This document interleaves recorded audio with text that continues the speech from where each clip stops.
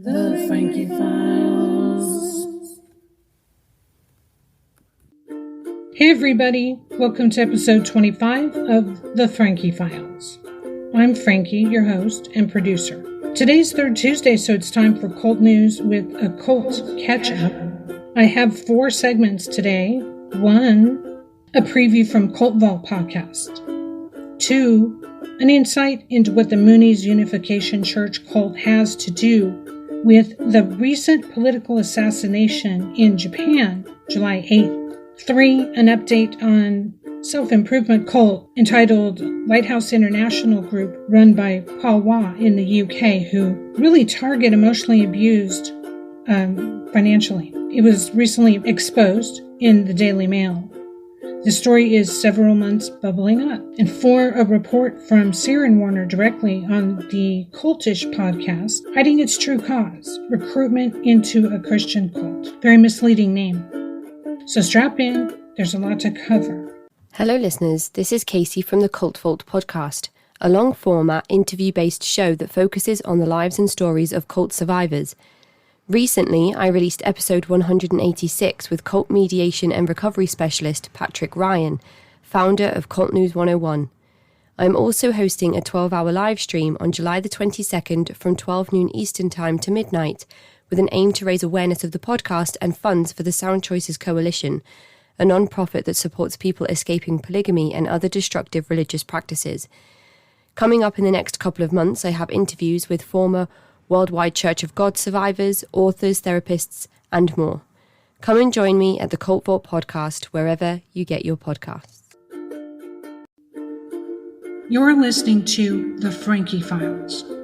FrankieFilesPodcast.com. The Frankie Files. Starting with the Abe shooting. July 8th via Reuters, Nara, Japan. Former Prime Minister Shinzo Abe, the longest-serving leader of modern Japan, was gunned down on Friday while campaigning for a parliamentary election, shocking a country where guns are tightly controlled and political violence almost unthinkable. The article goes on to say Abe, 67, was pronounced dead around 5.5 hours after the shooting in the city of Nara.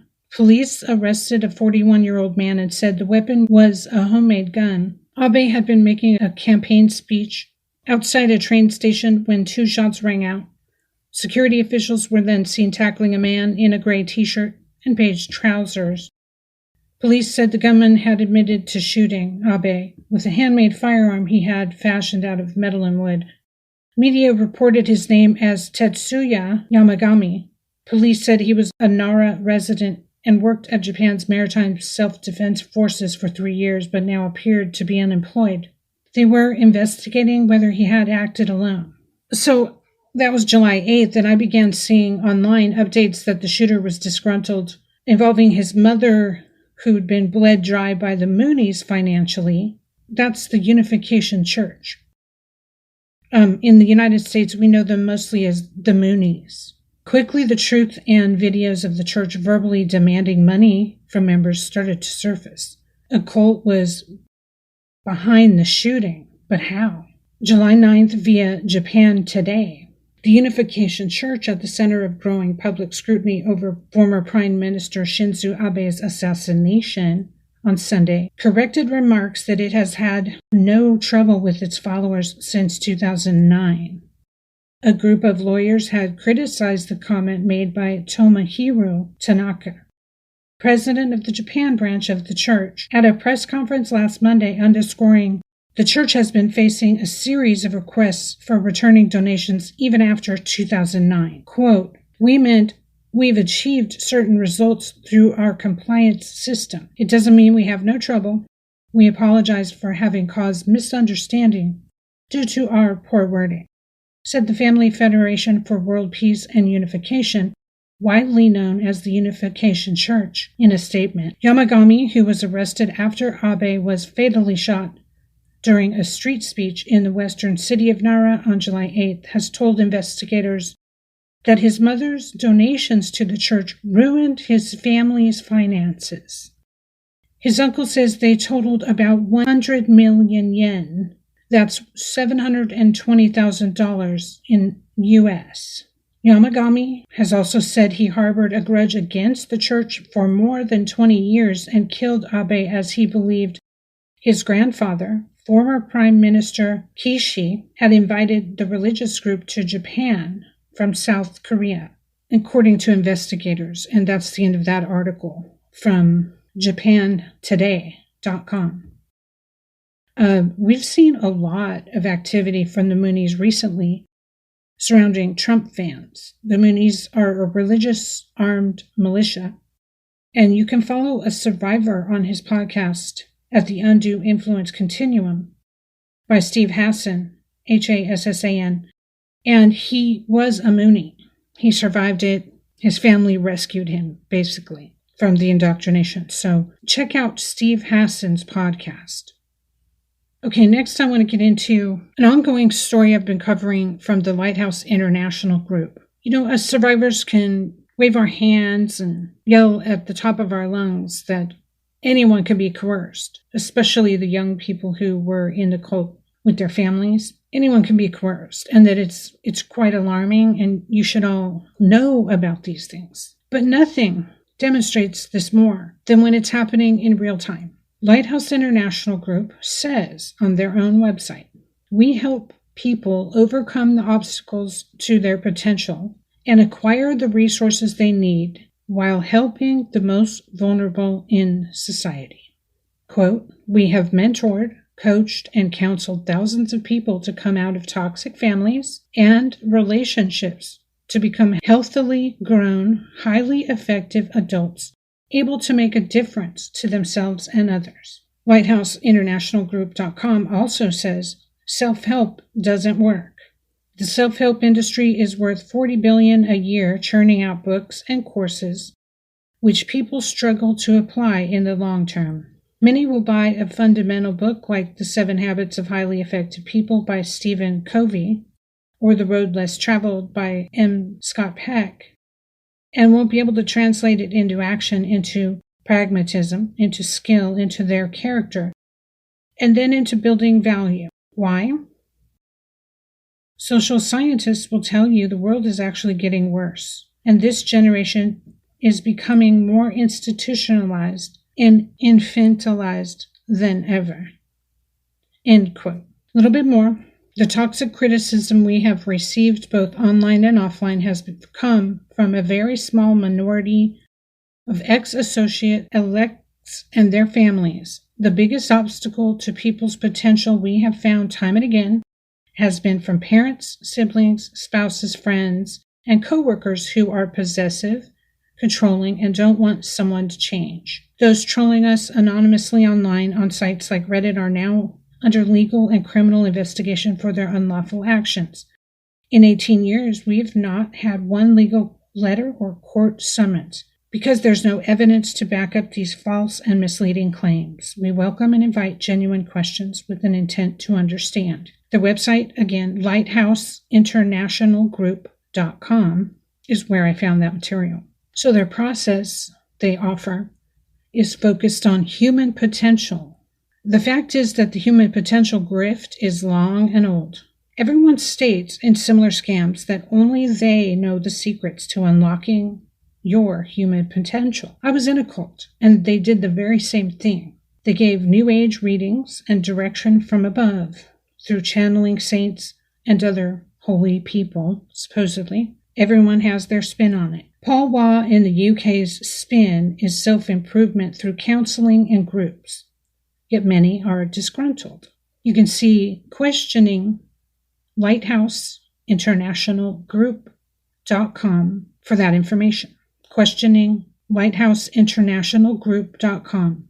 Long one. Check out the details of the group's disgruntled ex-members. It has quite a lot of info, such as the Who Are We section. You're listening to The Frankie Files. FrankieFilesPodcast.com. So these are ex-members saying, are you a current or past member or investor in Lighthouse International Group? Perhaps you purchased mentorship, coaching, or counseling. Or perhaps you invested significant amounts of money to become an associate or associate-elect ahead of the big launch. Was your experience positive? Did the big launch happen? Or was it a negative experience with no return on your investment? If you believe you've been part of an MLM, which stands for multi-level marketing like scam, or paid monies via undue influence, contact action fraud in the UK. If you're concerned that an organization is insolvent, contact the Insolvency Service UK. I first began reporting on LIG, aka Lighthouse International Group, when I did an article on my Substack. Just go to frankietees.substack.com and search the word Lighthouse. The group was written about in the UK paper The Daily Mail and is based in the UK as well. It's operating as a cult, and the sordid details do seem to be seeping out. Life coaching is their game. Okay, first, a quick recap of the April 22 events. April 19th, 22, a damning article with several ex-members participating came out via the Daily Mail by Tom Kelly and Adam Luck. The leader, Paul Waugh, went legal and states that everything was wrong and taken out of context. Waugh makes an introductory statement on what he's about at his WordPress website, paulstephenwaugh.com. Here's the opener of that Daily Mail second feature article, May 9th, 2022. A life coach boss was branded disgraceful yesterday for illegally naming a child sex abuse victim on social media after she accused him of bullying. Paul Waugh also made public deeply private details of the woman's childhood trauma, which she had revealed in confidential mentoring sessions. In videos posted on YouTube, Mr. Waugh, who runs Lighthouse International Group, called the woman's behavior narcissistic and toxic, and even identified the country she is living in after she had told how she had to move abroad to escape his group. Articles can be seen at frankietees.substack.com. Just search Lighthouse. So during these dates that the articles were coming out, I was in contact with some members of a Reddit group for ex-members, helping one another in their leaving process. Like any cult, they made it painful to leave. And that group is findable at r/cults/lighthouse/INTLGP. Here's one example posted in the group a week ago, exposing LIG's trolling of ex-members who say anything on LinkedIn, which is where they mainly recruit. Quote, so LIG love to go on about how ex-members post anonymously and use pseudonyms, and that they should reveal their identity if they have nothing to hide. Well, I do remember an ex-member actually did this. They posted on LinkedIn with their identity out in the open, sharing their experience. If you actually use LinkedIn, you will see it's pretty common for ex-members, ex-employees, and ex-clients to post under organizations if they wish to share their grievances. The organization then normally politely responds with an apology and also offers solutions on how they can best rectify the situation. However, what I do also remember is, the quote continues, is LIG going full-blown psycho mode and releasing the most cringeworthy, ridiculous article about this ex-member, along with personal and private info in the public domain. It was shameful and the worst way to deal with criticism. This person did not deserve that, nor does anyone else who has suffered the same treatment. No wonder others are scared to speak out. No wonder they want to remain anonymous. I do hope that anyone who is considering joining LIG to take a look at this behavior and ask yourself if this is in any way healthy or appropriate. Spare yourself the misery and walk away. It'll be the best decision that you will ever make, and at least you won't need to give your life's savings to fund someone as unethical as Paul.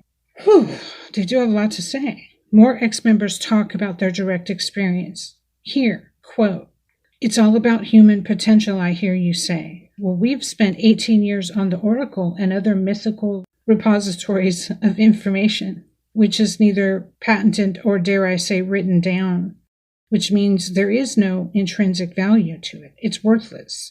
Just like my investment in LIG, and I'm afraid to say, so is your investment in LIG. You many associates who are holding on to the balloon of hope that these sunk costs can still be realized. What evidence is there anywhere to show that LIG has had any impact whatsoever with their social initiatives to provide drinking water or even a cup of tea to anyone of need in this or any community around the world? Paul Wass says he has the evidence. Have you seen it? Because nobody else has. How long does potential last until it becomes pointless? The quote continues, so there's simply enough people who feel disenfranchised by this group for it to continue to surface. I'm just watching, and I'm trying to report it accurately. I personally have an update. I have a correction to a previous episode 23, where I did an episode about cult tactics used to silence ex-members. And the update is, I'm the teacher you refer to. I was harassed at work, and they were trying to discredit me. They basically did say I wasn't fit to do my job, amongst other things, but never called me a child molester. Just glad to straighten this out. I must have got my wires crossed on some of these details. Definitely don't want to do that. When I chatted with this source, they were verifiable as someone who's spoken using an alias online to protect their real name from the abuses of the group on ex-members. When I asked if they were okay, the teacher let me know they were able to keep their job and, fully supported by their employer, kept the job and were promoted. It's nice to hear a destructive cult not winning every once in a while. Hoping all these sources are, in fact, real. I verified the best I could with what is public info. This LIG story is sprawling. From their own YouTube, I found leader Paul Wass speaking on who are his members and how they record everything during mentor sessions, even private information and details. But let me tell you, one of the biggest accusations we get here is that they don't feel we made enough progress. But we've spent, out of 18 years, a good 7 to 10 years just overcoming the criticism and the damage to the people while here. So while they're working, they're still hanging on to mummy and daddy and brother and sister and best friend or whoever. And they're constantly bombarding them on their phones. They can't get away because they got the phone. Wherever they go now. And that narcissistic feeding, they're getting fed on by the parents in the name of love, in the name of care. But they're not interested in that because they go, well, why don't you come and meet Paul? Why don't you come and meet him? Why don't you come and sit down with his family? He's invited you up there. 2 lots in 18 years. Both of them are our partners. Well, it says something. It says something. And even if they didn't become partners, they had enough honesty and integrity to do that. Right? Because there's no ways I will invite someone up here if I couldn't back it up. I'd be hiding away from you. I'm not hiding. Here I am. Guys, here I am. Seriously, you want evidence? We'll bring all I want is permission. Written permission, legal document, written permission, or any document, just agreement document between us. But if you want legal, you can get it. A written document allowing us to bring the evidence we have here in all its forms. We have recordings, we have tapes, we have this, we have that, of everything that's ever happened here. Because that is what we're doing. So why don't we all get together in a room? Let's not go online and be anonymous and write stuff and hide behind. Why? Well, one person said, who's got into the Lighthouse, said, well, maybe they don't want to get caught. I said, well, don't want to get caught doing what? I'm sure they believe they're doing the right thing. What? Don't get caught doing what? What? Slandering? Slandering the people that are here, slandering the people that are helping, the people that have already been damaged and fed on by families for life. What are we going to do? Seriously, do you want to make it public? Let's do it. Let's go to court. Let's make it happen. But seriously, can I seriously respect people who go online behind a nom de plume, behind a false name, anonymously, writing all the stuff in the world like they're the main thing in the world, on a site like Reddit, for example, that is full of pedophilia. How typical. Known as the dirt bin of the internet, by the way. They're on that. Do I seem indignant and outraged? Yeah. Because we're trying to help people that have been abused mentally, emotionally, spiritually, physically, sexually. By and large. One or all of them. And some of them, all of them. And they can't leave. The people are terrified of these people. These people are terrified of these families. Seriously, we have them here broken down in a heap.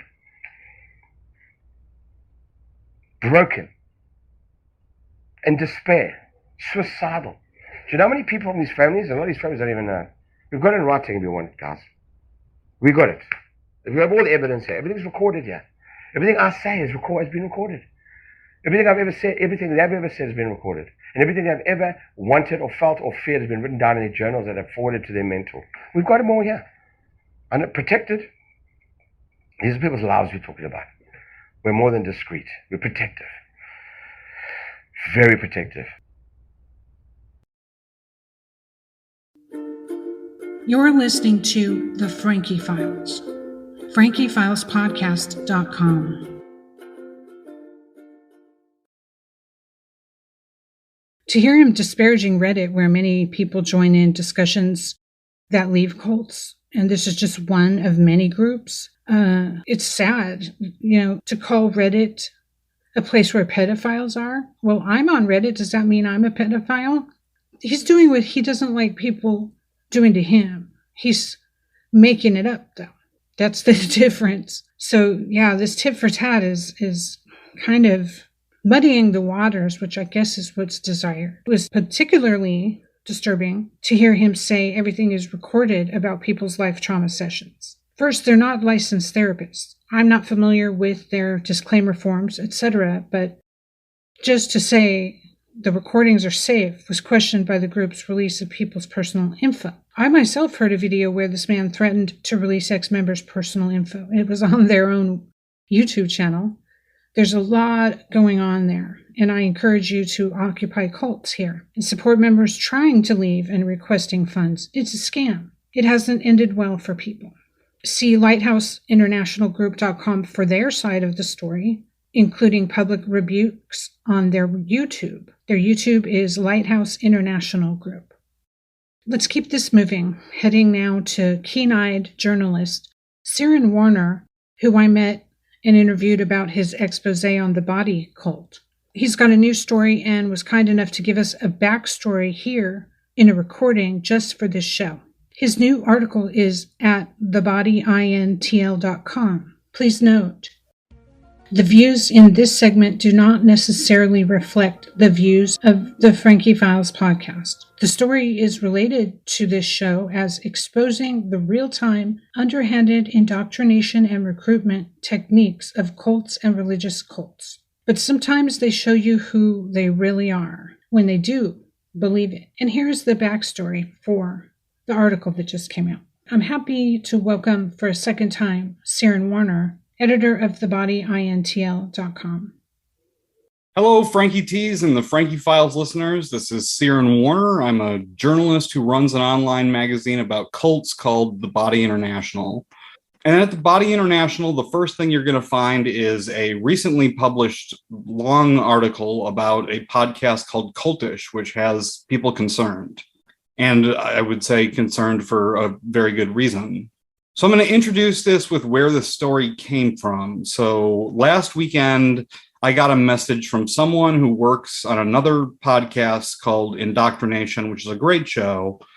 And they had a message sort of out of the blue. I'd been communicating with them somewhat frequently online, but they sent a message that said, FYI, this cult podcast called Cultish is essentially a front to indoctrinate people into extremist right-wing Christianity, which I was really taken aback by. It's a strange claim to make. So I guess I follow Cultish on social media. It generally looks like a cult, your standard cult podcast. And it's got really good design. It's handsome social media. So hearing that it was this, extremist right-wing group was sort of blew my mind. And after this message, there was a video that was sent my way, which had the host of Cultish saying that he had been discriminated against because of abortion and being discriminated against by people who murder babies.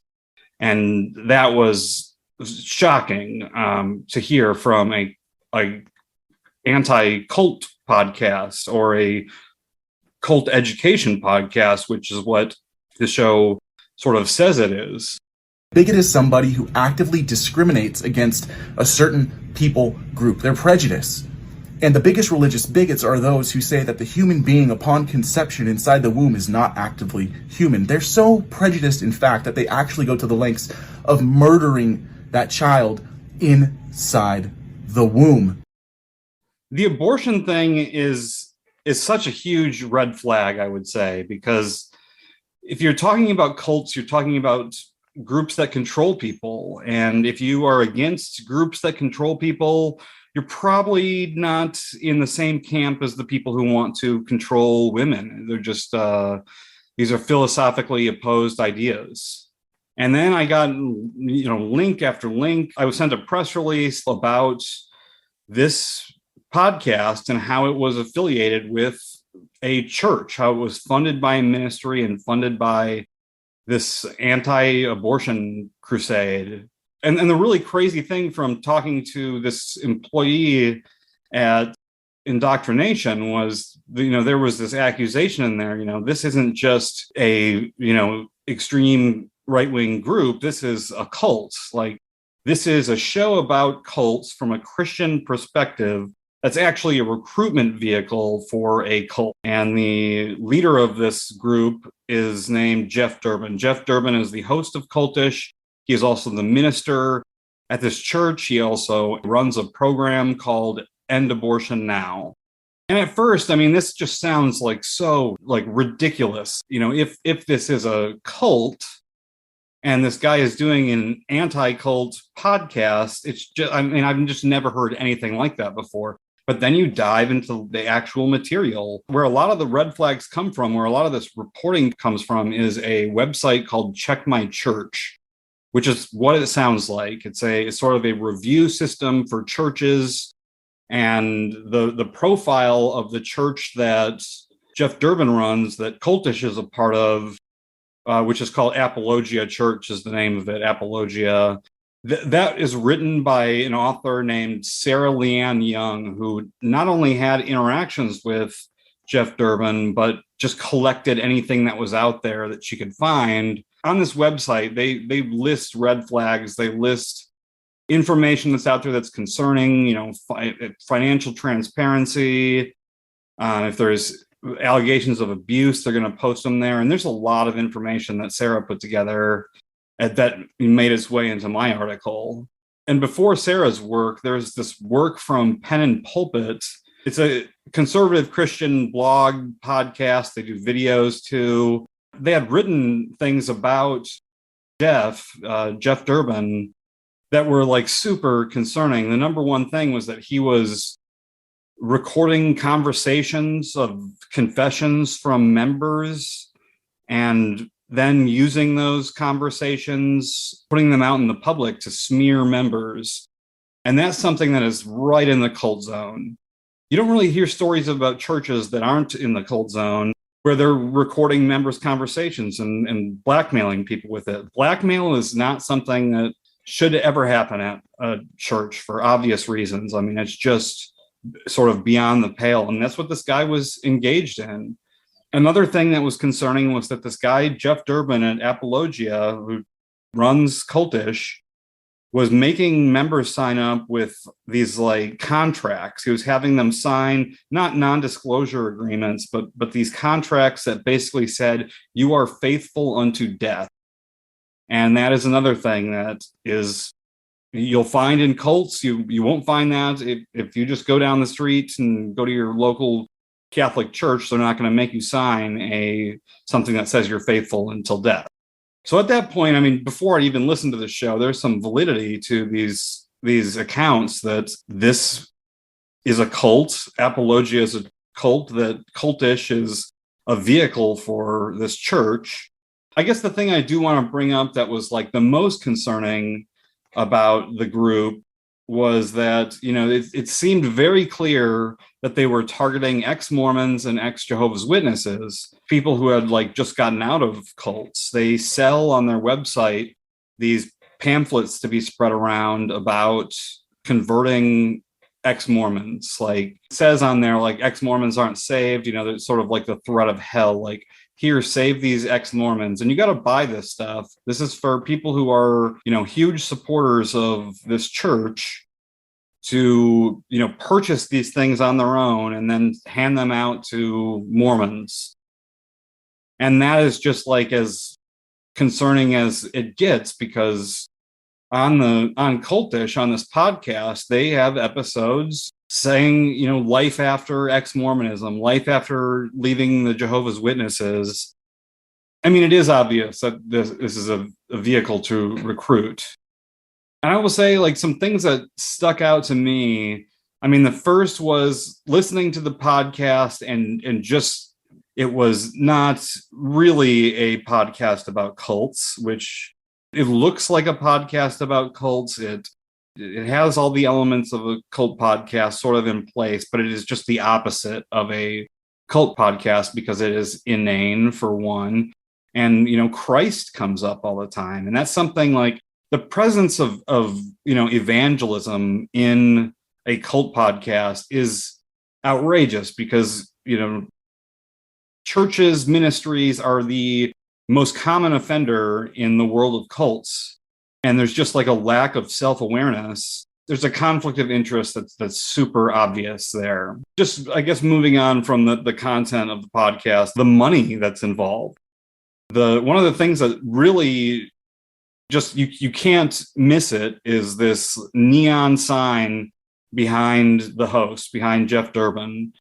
He has it's this enormous customized neon sign that, it must have cost a ton of money. I mean, the sign is such a display of vanity. It's ridiculous. I mean, for a cult podcast that is like able to fund itself, you'd put that money into the podcast, or you would, help supplement the time that you spend on the podcast. I mean, that is ridiculous. And then there's the store on the Cultish website, or the Apologia page, and it just has like product after product after, everything you could imagine as far as like clothing. And the really like insulting thing on some of this clothing is this design they have that says bad theology hurts people.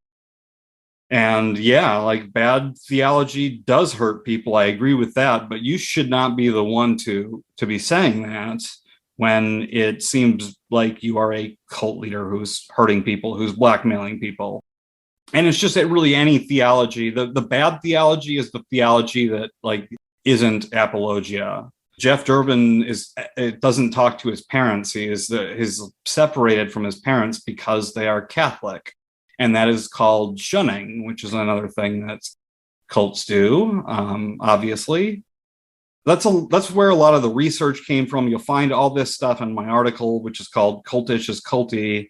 But the really like the hardest part of making this article was that, you have to listen to the show. And I make it very clear in the article that this show is just garbage. Like, even if you take out the cultiness of what is being said and take out the references to abortion, like, the actual show about cults comes from people who know nothing about cults. It's insulting to anybody who knows anything about what a cult actually is to listen to this show, because it's so just amazingly far off the mark. It's filled with conspiracy theories. I called it, garbage beyond garbage. That, it's you don't want to insult garbage by talking about this show, because garbage doesn't like hurt people intentionally. The episode of the show that really blew my mind was this Charles Manson episode. The conversation is just inane. It's just, they take some conspiracy theory, some recent conspiracy theory, and they talk about it for an hour as if it was the Manson story. And they say, oh, the helter skelter, that's lies. But this total conspiracy is the truth. I can't imagine there's a worse. What are the forces that created Charles Manson in this episode? People were the fornicators. People were fornicating in the 60s. There was free love and abortion. Like, people were having abortions and society lost its way, and that's why we got Charles Manson. And I could go on for a while about their content. I'll just stop at Manson to keep your show going. I hope more information comes out, a little sunlight, and as more information comes out, I hope that this becomes a common story. It becomes a known story. It's on other podcasts. I super appreciate Frankie T's having me on this show and getting this information out in this platform, because, you know, everybody in this community really needs to know what's going on with Cultish, because it is in bad faith. It's so cynical. But again, if you want to check out the story, it's the easiest way to get to my website is to type in cultstories.com, which will take you there. The first article on the site is the Cultish article. You can't miss it. I hope people read it. And I just want to say about Frankie Files, this is what a good cult podcast sounds like. Like, this is what somebody who knows what a cult is would say. And there are survivors on this show, and there are people who know what they're talking about that come on Frankie Files. I'm thankful that it exists, and I'm appreciative that you would have me on and let me tell this story. Thank you so much. Well done, Syran. Guys, keep your wits about you. With the apocalyptic fears right now, we're more likely than ever to do stupid stuff, more vulnerable than ever to join a high-demand group. The cults are out there. Cult Catch-Up, each third Tuesday on the Frankie Files. Until next time.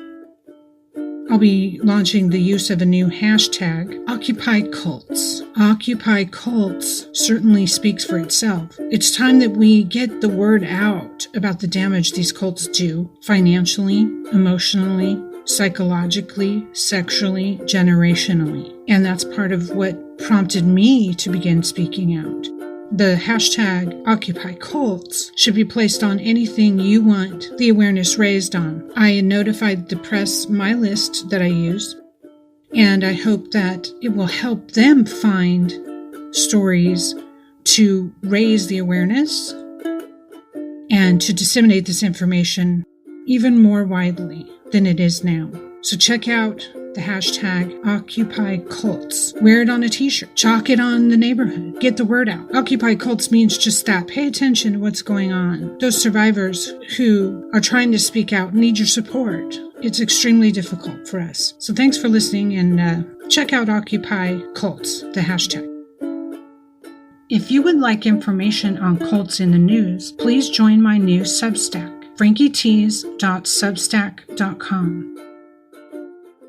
If you're feeling down and no one's there to actually talk to, there is someone to talk to. Call the suicide prevention hotline anytime. This will pass. Please know that many of us have survived these thoughts. Call the National Suicide Prevention Lifeline at 800-273-8255, anytime, day or night. There's a friendly person there that can remind you to value the life you have, and that this too shall pass. Again, the National Suicide Prevention Lifeline is 800-273-8255,